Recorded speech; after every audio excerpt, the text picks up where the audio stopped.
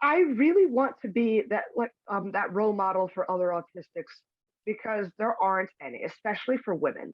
Yeah. And it's, I mean, this is not new for me to know or other people who are in the autistic community to know, but how girls are on the autism spectrum and how boys are on the autism spectrum are two entirely different monsters. Okay. You know, well, they're not monsters, but you know what I mean. They're two Yeah. entirely different things. Yeah. So there are now more male role models and stuff. Like people don't know that Anthony Hopkins, the actor, is autistic. He's a very late diagnosis, but his, because we mask, meaning we blend in and try not to look autistic with society, it's made him, for example, a really great actor. Sure. But there's no autistic role models for girls. So, and everybody looks up to fighters. I know I sure did growing up. So I want to be that person that other girls feel, dang, I want to do cool stuff like Serena did. It doesn't have to be athletics. It can be whatever passion they have, or even if it's just taking the first step to do something that might make them uncomfortable. I want them to look up to me and think, dang, Serena did something super uncomfortable. I can do it just like her.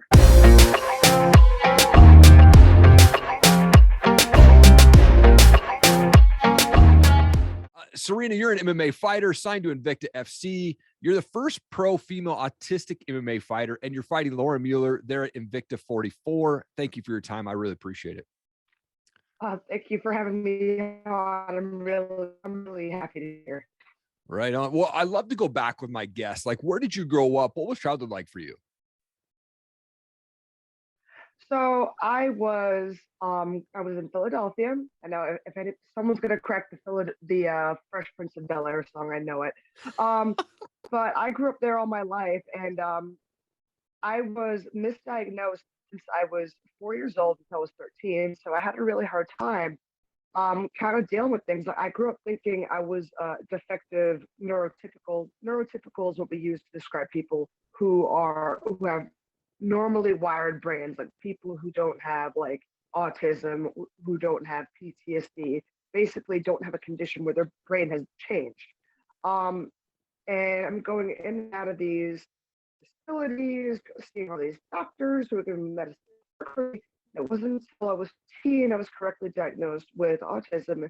And I was kind of like, what's that? And along with everybody else, it's the early 2000s, no one's heard of autism. Sure. And the more I read up on it and the more it made sense, I'm like, wow, I really wish I had somebody who I could look up to and who I could follow who went through all this, because I didn't know about like Dr. Temple Grandin until I was 20 years old. It was a little too late for me to have a role model then. So, but as I was growing up, I loved watching fighting because I also grew up on like anime. I grew up on Power Rangers, and I grew up on fighting video games.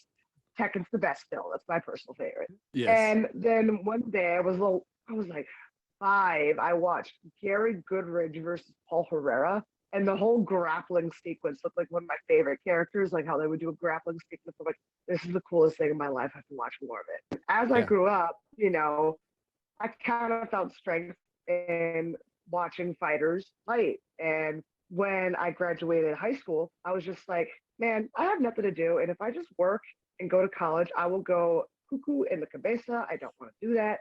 Yeah. So there was a local gym that offered Jiu Jitsu and Muay Thai. And I'm like, all right, you know what? This seems cool. And you know what? At least if I'm a fan of MMA, I'll be an educated fan, knowing what the fuck I'm talking about versus like people at bars going like, give the good old dick twist, those guys.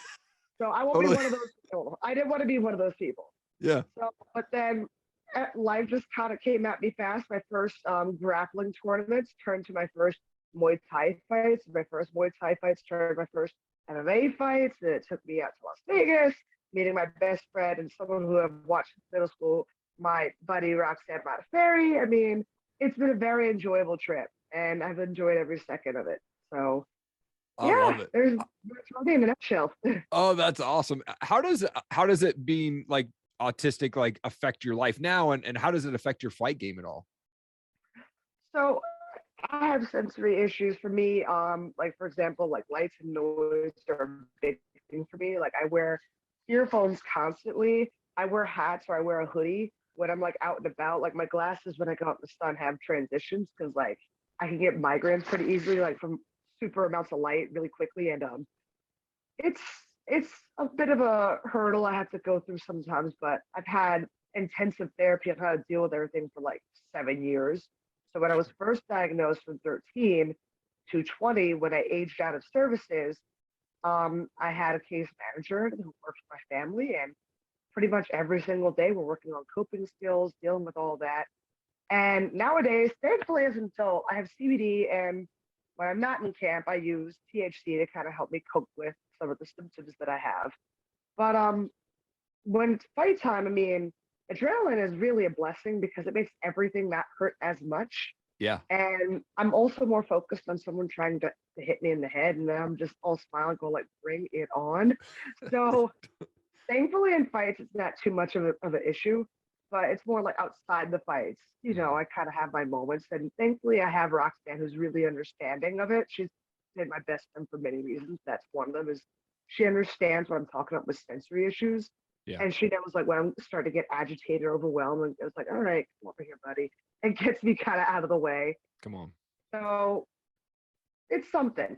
Yeah. But it's something I hope to keep working through and be a role model for other autistics. Like I said, be somebody I wish I had when I was young. Yeah. I love that. I love that. When you told your friends and your family that you were going to get into this MMA and like actually start competing, what was their reaction? They weren't surprised. Okay. I have fought a lot outside of a regulated environment. Okay. You know, normally the problems came to me. Sure. But my parents have always been a big proponent of you don't start the problems, you finish it. Yes. There was this one incident. I was in fourth grade. I was in Taekwondo at the time because that's when my parents started noticing that martial arts was actually good for me. Like up here and everything, I felt calmer. There's actually studies now from the NIH saying that martial arts with autistics actually improves the executive brain function. So hey, look at it when you guys got the time. So there were these 5 knuckleheads in my class who would not shut the hell up. And I'm trying to learn. And I called them all out for it. And they all wanted to kind of try and jump me on at recess. So I found a tree branch, and they all came to, I channeled my inner Rafiki and beat the absolute shit out of them. And they all came home crying. But I was the one who got in trouble, right? Of course. So, you know, my mom gets a call from a principal saying she should get a fresh start somewhere else. And I'm like, oh, okay. My mom yells at me in the office along with my dad, but they both take me out for ice cream afterwards, stating how proud they were of me. Okay. So that's our family. And the that's awesome. Because my little brother had the same thing. Like somebody tried to jump in the locker room like 2 years ago, and he also trains with me, and he's giant now. Yeah. And he took a kid's tooth out and broke his nose for it. So the tradition continues. I feel so touched. Okay. That's awesome. So awesome. Well, before you went pro, you won the Tough Enough Bantamweight Championship. Congratulations, by the way. Like, thank you. Did you know going into that fight that was going to be your final fight before going pro? Like, whether no matter the outcome of the fight? I didn't know quite. I had a feeling that it might have been, or it might have not have been. It really depended on what opportunities kind of presented itself, because I knew my opponent wanted a rematch. And I basically said, say when, and all I heard was crickets for months. Yeah. So I'm like, I can't really wait along for that. I like getting money. So I decided to go pro. And then I fought Kelly Clayton in a close scrap. But then teammate decided like 2 months afterwards, they didn't like me so much and decided to rip my labrum. So I didn't know my labrum was torn until probably October, November of that year. The tear happened in the spring. And so I'm like wondering, why is my shoulder being all wonky and hurting? And I was just like, I got to see a specialist. It took me a while to see that. And then it took a while for the surgery to be there. So 19 months total, I was out, and I was so depressed. Sure. Because when I wasn't training, I was stimming more. Stimming is like, you know, stuff we do, autistic self-regulation. I was emotionally just not that great anymore. You know, it was way more agitated than I used to be. So martial arts is really a necessity for me. It's something I feel like I have to do, you know, not only for my enjoyment, but for my sanity and for, you know, for my mood, just for my regulation. Yeah. So it was hard, but when I got back into it, everything was great. And then because I'm that bitch, in November of 2019, I had my Invicta debut, just so 19 months off of injury, 3 weeks notice, to fight Tanisha Tennant. And it was a tough fight, a close fight, but, I learned from it. I learned I needed to supplement my base a bit more and find coaches who can help me with that. Because it's kind of like if you're in college and you're failing a class, you just necessarily can't wait for the head professor to do so. You got to find who helps you out. And I feel like I found that with my new coach, Marvin Eastman, who is a UFC veteran and has done craft for a very long time. So between him, my Kyle, my grappling with, Melon, on top of the instruction with John Wood over at Syndicate, I think I finally mixed everything together that needs to be. And it's been pretty cool. Yeah. Oh, that's amazing. Do you ever have beef when you get into a cage? Like, is there ever personal, or is it just you go on, you're like, yep, this is my job? It depends. Okay. If the person has run their mouth again, don't start problems, you finish, it comes out. Totally. But normally I try to keep cordial, but I normally find the problems after the fight happening. Like people are running their mouth like, oh, I won that fight, or oh, this, that, the other. I'm just like, you want to go again and make more money? I mean, please let me know. Yeah. I might be having that happen in November. We'll see. If it was somebody who was playing my wit was legitimate. Okay. So them and their coach. So I was just like, oh, cool. But first things first, we're going to focus on this fight because it's another UFC veteran. And I like testing myself and I like violence. So yes, I'm so excited for this fight. So yeah, I mean, 2020, like I mentioned, you're fighting UFC veteran Lauren Mueller at Invicta 44, August 27th. I think this is your fourth fight under the Invicta banner, correct? Yeah. If we're counting the exhibition fights from that one night tournament, which I didn't even get hurt in, yes. So, yeah. It's something. During COVID, I was trying to jump with so much attention because that semifinal fight was kind of nonsensical. I think I had Stevie Wonder, Helen Keller, and Ray Charles as judges over there because I was bullying Taylor Guardado, and I somehow lost the split decision, even though I made her ear look like it was 8 months pregnant because of how much I elbowed her.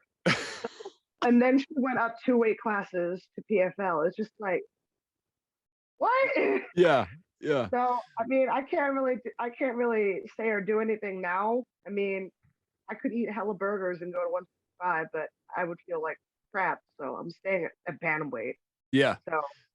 Well, and you just came off a very dominant performance over UFC veteran Liz Phillips there at Fusion Fight League just in June there. And Lauren is coming off of 3 straight losses, 2 of those being decisions. All of your pro fights have gone the distance, at least according to Tapology. Hopefully I have that correct there. But, what is it that drives you to be successful in the fight game? I really want to be that role model for other autistics because there aren't any, especially for women. Yeah. And this is not new for me to know or other people who are in the autistic community to know, but how girls are on the autism spectrum and how boys are on the autism spectrum are 2 entirely different monsters. Okay. Well, they're not monsters, but you know what I mean? They're 2 entirely different things. Yeah. So there are now more male role models and stuff. Like people don't know that Anthony Hopkins, the actor, is autistic. He's a very late diagnosis, but his, because we mask, meaning we blend in and try not to look autistic with society, it's made him, for example, a really great actor. Sure. But there's no autistic role models for girls. So, and everybody looks at the fighters. I know I sure did growing up. So I want to be that person that other girls feel, dang, I want to do cool stuff like Serena did. It doesn't have to be athletics. It can be whatever passion they have, or even if it's just taking the first step to do something that might make them uncomfortable. I want them to look up to me and think, dang, Serena did something super uncomfortable. I can do it just like her. Yeah. Oh, that's so good. What is the mindset for you before you walk out to that cage when you're backstage? Or do you have any rituals that you go through? Are you feeling nervous at all? I mean, everybody feels nervous. If they're saying otherwise, they're a fucking liar. Okay. But it's just like, I put in the work. I know what I'm doing. I got a solid team behind me. And I know everything I've been doing in camp was way harder than what the fight's gonna be. Yeah. And I just like to make it a dog fight. As my strength and conditioning coach Lorenzo Pavlica puts in, because he's former pararescue. This Okay. dude is almost 60 years old. He looks like old man Logan, like from Wolverine. Okay. Like dead ass. Like, so he's like, Serena, this is like a carjacking. Someone's trying to kill you. And I'm like, oh, fuck, they are. So that's kind of my mindset. Like, fuck, if they're going to try and kill me, they're going to have to suffer a lot before I allow that to happen. Yeah. So Oh, that's kind of more or less my mindset. Go, just like, it's a real life violence encounter. And it makes sense because all of us have signed the papers. And it says, you know, you're risking injuries up into including death. So it's just like, okay, I'm not going to let that happen. yeah. And I'm going to fight my ass off to make sure it doesn't happen. Or at least I've lessened the possibility of it. So Sure. Oh, it's so good. game on. Well, how did the nickname Southpaw Outlaw come about? Okay, so I was I was kind of rebellious and kind of a little spitfire in my first gym a little bit. Okay. Like when people came in, like, you know, because I was still new and they're thinking, oh, it's a chick. They're not really going to do anything. So we have all these guys coming in who are new and kept trying to test themselves. And I just, you know, I would not tap. They would be like smothering me like all over my nose and my gi with the sleeve, and I'm struggling to breathe and stuff. Before I turn around, I start giving it right back to them and like strangling them. And they're like, "Man, you're just a little outlaw." I'm like, "Don't call me that. We got Dan Hardy who's got that name." Like, Yeah. all right. And then they look at my sins like, "Well, what about Southpaw Outlaw?" I'm like, "That rhymes. I like that. Let's work with that." So that's where it stayed. Yeah. Well, I wanted to transition to some fun questions here. I've got these things called pod decks, essentially just random questions. I'm going to pull one out. Hopefully it's not a flop. We'll see how it goes here. Okay, let's do it. This one says, what was your first screen name? My first screen name. Well, besides my moniker, I guess that's it. Okay. We have that, and then we have, because Roxy calls me the Reem as an homage to the Reem, because I'm such a good kickboxer. You know, it's from that, and because I love Godzilla so much, it's also turned to Reemzilla at times. So, you know, we have those kind of things that bounce around, which is great because I freaking love Godzilla. Yeah. Because A, solitary apex predator, and B, when you're going into a cage, think about it. Just like in any giant monster film, you're watching two giant monsters go at it. Yeah. And hey, Reemzilla, and so Godzilla, so it's like, hey. What fighter did you meet that kind of got you starstruck? I've met a few. When I first came to Syndicate, I met Tom Lawler, and I was like jumping up and down, like, oh my god, oh my god, oh my god, oh my god, it's Tom Lawler. And of course, my buddy Roxanne Modafferi. But I think but meeting Misha Tate was pretty dope. She actually even took me out for dinner once after my third amateur fight, and I'm like, oh my god, she just picked me up in a Range Rover. Oh my god, she just took me out for Thai food. Oh my god, oh my god, oh my god. And then that led to me being part of her fight camp when she was getting ready to fight Holly Holm for the title. So it was an honor to be part of that fight camp, even though she tossed me around like a rag doll, like the entire time. But it taught me, hey, I need to like kind of start getting good at my like a little better at grappling. So thanks, Misha, inadvertently. Yeah. Oh, Misha's cool. I've met her a couple times, and just like super down to earth, very, very awesome person for sure. Mm-hmm. I think you mentioned that you do some coaching. What do you like most about coaching the MMA? I think kids there at Syndicate, right? Mm-hmm. Yeah, me and Roxanne coach the kids Jiu Jitsu at Syndicate, and I love it because I'm the oldest of 4 kids. Okay. So now all my siblings are like giant. Yeah, I got my one little sister's gonna be 20 next month. I got the youngest, my little brother, who's going to be 18 in October, and he's already wanting to jump in the cage himself because he's been watching me fight since he was like 5, 6 years old. Yeah. So, and this dude looks like a gorilla and half the time smells like one too, but what can you do? So we got all that going on. And I lost track of that question. Crap. You gotta help remind me a little bit. Oh no, I was just like, what is it about the coaching that you like most? Oh, I get to see the kids, like, it's like watching puppies kill each other. It's like, oh, how cute. They're scrapping, trying to kill each other. It's so cute. And I just get gratification just like, you know, teaching my siblings. Now I'm teaching these little munchkins how to do jiu-jitsu, and just seeing the light like go on in their eyes going, Oh, wow. As I put it to them, the goal on stuff of jujitsu is to sit on your friends and not let your friends sit on you. And they're like, okay. Because like it's not as straightforward as, punch your friend in the head or something. Well, they don't punch each other in the head. Like, not like hit your friend and have them not hit you. It's like, they're all like, okay, I like sitting on my friends and not having them sit on me. And they just have fun with it. Like, I Yeah. love seeing them grow in their tournaments. And then, of course, when they get older and they have to go to the bigger kids class. Now I kind of get what teachers go through seeing their kids, their class graduates. Like, but I still see them there, and I still see how big they're gotten. I'm thinking to myself, God damn, I'm getting old. So I treat them all the same, pretty much as I treat my siblings. Like, I give them that tough love. But Yeah. at the same time, they all know that I love and care for them, and I'm always there for them. So It's, really fulfilling for me. yeah, it's awesome. My kids are 11 and 8, and they just started doing striking and jujitsu about a month ago, and they love it. And absolutely, like, get so much out of every class. And it's cool just as a parent, kind of sitting on the sideline, watching them grow and get better in their techniques and things like that. I'm a big music guy, so I love to ask the question, like, what's a favorite type of music for you, or do you have a favorite band that you like to listen to?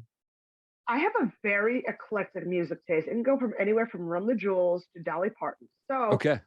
that being said, like, I do love Run the Jewels because, let's be real, a lot of the rap that's out today is garbage, or as I call it, pill rap, where they're talking about, oh, I'm drinking lean, oh, I'm having all these hoes and whatnot. Like, okay, to each their own. I mean, some of the beats slap a little bit, but Sure. when I'm from the '90s, when I listen to rap, I want substance. I want a story. Yeah. So Run the Jewels has been that kind of rap group that's given me, a story to follow. Like, and they rap about things that are, you know, genuine and stuff, and I like them. And I've Mhm. walked out to Run the Jewels plenty of times that I'm, you know, getting, when I'm coming out for a fight because it just gets the amps. But I also like power metal. Like, I'm very big in Sabaton because I'm a history nerd. And Okay. I've listened to Sabaton backstage, or when I'm like, when it's leg day and I'm doing squats, I have to hit a PR or whatnot. But yeah, like I said, Dolly Parton, I love Dolly Parton. I always have. And Yeah. when I fought in Valor Fighting Challenge in Knoxville, Tennessee, I was so mad. I was half an hour away from going to Dollywood, and I didn't get to go. I was so mad. I have to go to Dollywood this year. That is on the to-do list, Come and I on. shall not be stopped. There we go. Awesome. I also wanted to give you an opportunity, Serena, to just give a shout out to coaches, teammates, sponsors, anything like that. The camera's all yours. Okay, well, I'd like to thank my team, Syndicate MMA, for, always being with me, giving me a home to do my stuff, and helping me become a better fighter each and every day. I want to thank my sponsors, Combat Sports Law, My Consumer IT. I want to thank Dr. Shannon Orsak for always being there for me, my medical needs, because he's cool as heck. I also want to thank PES Nutrition for all the lovely supplements they give me. I love their BCAA powders right now. They're really helping me keep myself alive the best I can before training.